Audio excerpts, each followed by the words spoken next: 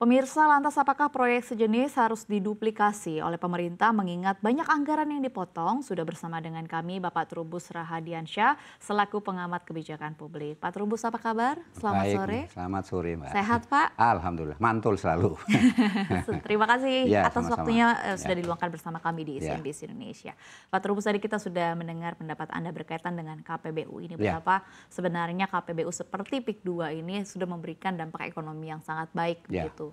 Secara umum, mungkin boleh Anda jelaskan, apakah memang Anda melihat dari tren pengurangan APBN ini, KPBU inilah yang menjadi formulasi yang paling baik supaya pembangunan infrastruktur tetap berjalan dan itu tadi memberikan multiplier effect baik untuk sektor properti, sektor pariwisata juga Ya. seperti yang kita tahu di PIK 2 dan juga sektor lainnya. Silakan Pak Trubus. Iya, dalam pandangan kebijakan publik tentu mekanisme atau skema KPBU itu sangat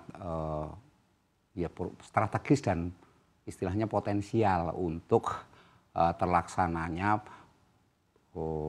istilahnya itu terlaksananya proyek-proyek pembangunan pemerintah yang selama ini memang pemerintah itu seperti seolah-olah kurang begitu banyak melibatkan para pelaku usaha di situ, terutama untuk sektor-sektor strategis kan gitu. Salah satunya adalah sektor infrastruktur misalnya. Kalau merujuk pada peraturan Presiden 38 itu yang 2015 memang di situ sebenarnya sudah ada satu istilahnya itu peluang yang cukup cantik lah gitu, di mana kemudian keterlibatan swasta di dalam proses pembangunan yang sifatnya nasional dan juga dibiayai oleh negara itu menjadi sangat signifikan. Artinya ketika misalnya pemerintah itu sudah tidak punya anggaran yang mencukupi, maka swasta inilah yang harusnya melanjutkan dan menanggung itu semua.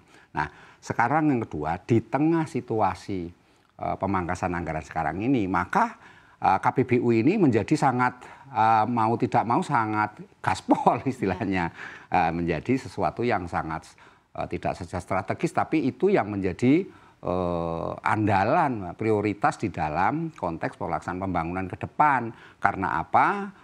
Hanya nanti harus dilihat bahwa berapa dapatnya antara hak dan kewajiban pengusaha ini berapa, dalam konteks hak kewajiban pemerintahnya berapa, dan di situ juga ada publik.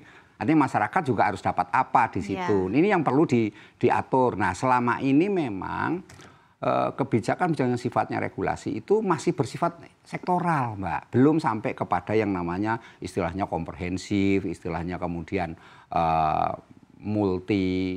multisektor.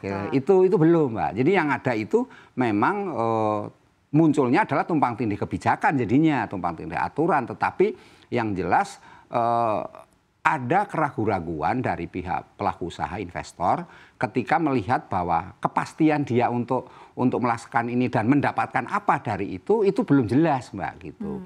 Artinya apa? Yang namanya pelaku usaha itu yang dicari apa sih kan? Untung, Mbak, profit. Betul. Nah, sekarang kalau dia menginvestasikan modalnya tanpa dapat profit yang cukup atau yang sesuai ekspektasinya, ya otomatis nggak mungkin dia istilahnya bunuh diri di situ, Mbak, mau mengeluarkan uang begitu banyak, kalau bahasanya ya menabur garam di tengah laut kan begitu. Di sisi lain, pemerintah sekarang harus menyadari bahwa ketidakberdayaan APBN atau itu harus menjadi setidaknya pemicu trigger untuk membenahi yang ke depan. Ya, artinya proyek pembangunan yang sudah ditetapkan, entah itu bentuknya PSN, entah itu proyek yang sifatnya non PSN, itu tetap harus dalam konteks di mana kemudian pemerintah secara legowo memberikan keleluasan kepada pelaku usaha, investor itu, Mbak. Karena kalau tidak ya terus kita otomatis nggak mungkin kita mundur, nggak membangun kan. Nah, perdebatan atau polemik yang selama ini muncul adalah ketika kemudian berbagai pihak yang membawa kepentingan sendiri-sendiri itu tidak terakomodasi baik oleh pemerintah. Harusnya sebelum terjadi satu proses istilahnya terlaksana sebuah pembangunan yang sifatnya KPBU itu para pihak ini istilahnya partisipasi publik, Pak. Diajak ngomong gitu ya. Diajak ngomong, urun rembuk gitu ya, seperti apa ketika kemudian nanti pemerintah dalam posisi duitnya sudah cekak gitu ya. Tetapi pembangunan harus jalan. Nah ini yang harus dilakukan. Karena apa? Karena memang selama ini regulasi-regulasi yang ada itu memang masih begitu kuatnya powernya pemerintah, Mbak. Dari posisi pelaku usaha itu memang seperti ya apa namanya seperti domba dicocok hidungnya, jadi mengikuti aja apa maunya pemerintah. Bahkan kadang-kadang ditakut-takuti oleh government, sementara government ini isinya kan birokrasi, ya kan. Birokrasi isinya adalah ASN yang di dalamnya adalah ada juga yang bersifat sangat melayani, tetapi di satu sisi juga ada oknum-oknum yang bermain di situ untuk mencari keuntungan.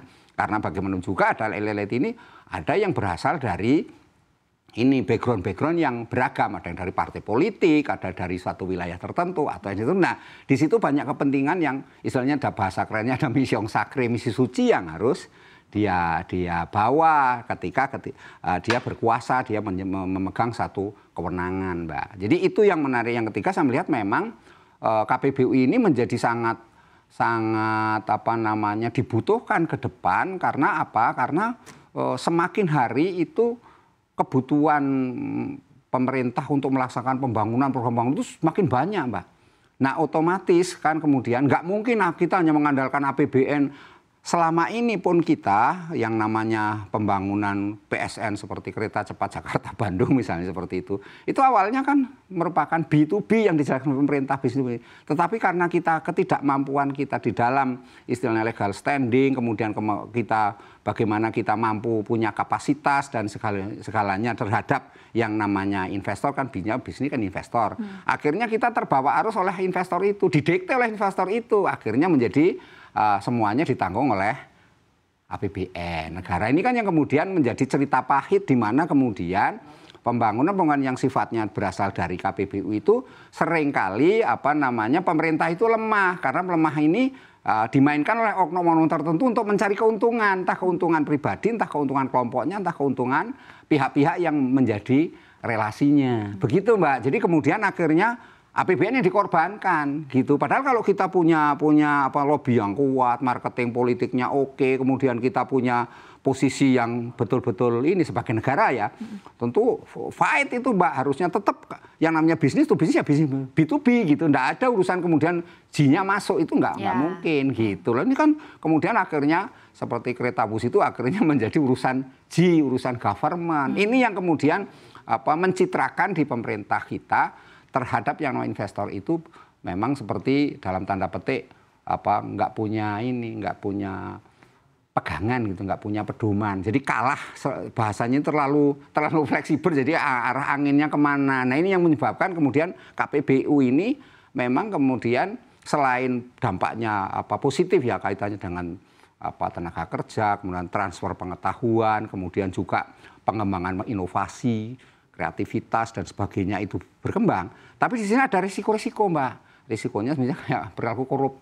Nah, karena birokrasi Indonesia ini birokrasi korup, Mbak. Ini yang jadi persoalan. Nah, ini seharusnya inilah kemudian transparansi, akuntabilitas menjadi pengawasan, law enforcement juga harus ditegakkan di situ. Kira-kira seperti itu, Mbak. Ya, cukup kompleks begitu ya, Pak ya. Dari kalau dilihat dari sistem KPBU ini, kalau kita sesederhana melihat apakah ini menjadi solusi terhadap tetap dibangunnya atau tetap majunya pembangunan infrastruktur Indonesia di tengah pengetatan APBN ini.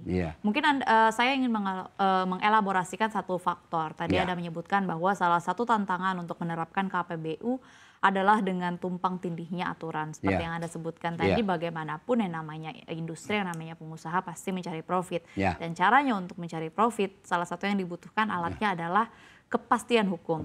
Disitulah sebenarnya seharusnya pemerintah masuk begitu, bukan di dalam kegiatan ekonominya, tapi sebagai regulator membuat regulasi yang ramah terhadap investor, memberikan keuntungan baik bagi investor dan juga memberikan dampak positif atau multiplier efek bagi masyarakat lewat ketersediaan tenaga kerja, efek sektor pariwisata, sektor properti dan lain sebagainya.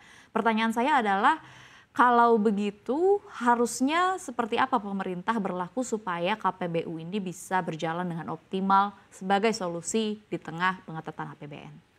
Yang harus dilakukan oleh pemerintah adalah memberi keleluasaan kepada investor, tetapi dengan pemerintah membuat suatu kebijakan regulasi yang sifatnya ada batasan-batasan, membatasi artinya kebebasan untuk mendapatkan profit kan nggak boleh kemudian istilahnya itu merugikan banyak pihak kan gitu, atau merusak lingkungan, atau kemudian tanpa ada rehabilitasi terhadap lingkungan, atau ya macam-macam lah gitu. Tapi menurut saya yang paling penting adalah bagaimana pemerintah ketika membuat regulasi itu adalah betul-betul ada win-win solution gitu. Artinya di situ pihak pelaku usaha, investor namanya dia punya modal ya maunya kalau bisa durasinya ditambah lagi. Karena kita kan nggak mungkin menanya, oke misal 100 triliun dibiayai oleh dua belah pihak. APBN hanya menyumbangkan misalnya 20 triliun, selebihnya adalah tangannya KPBU. Ya otomatis investor ingin menerapkan yang lebih baik, lebih banyak dari profitnya juga pasti. Kapan ini? Kan ini sesuatu yang harus diatur sedemikian rupa. Pemerintah dengan kewenangan pemerintah, namanya kita bernegara, Mbak. Jadi negara, government ini punya kewenangan untuk itu. Sehingga hak-hak mengenai pelaksanaan pembangunan itu memang betul-betul mencerminkan memenuhi kebutuhan dari atau ekspektasi dari ini investor, Mbak. Itu bukan berarti kalau begitu negara kalah, tidak seperti itu. Karena negara mau tidak mau dalam posisi yang istilahnya dana cekak gitu ya, istilahnya cuannya itu hanya sedikit.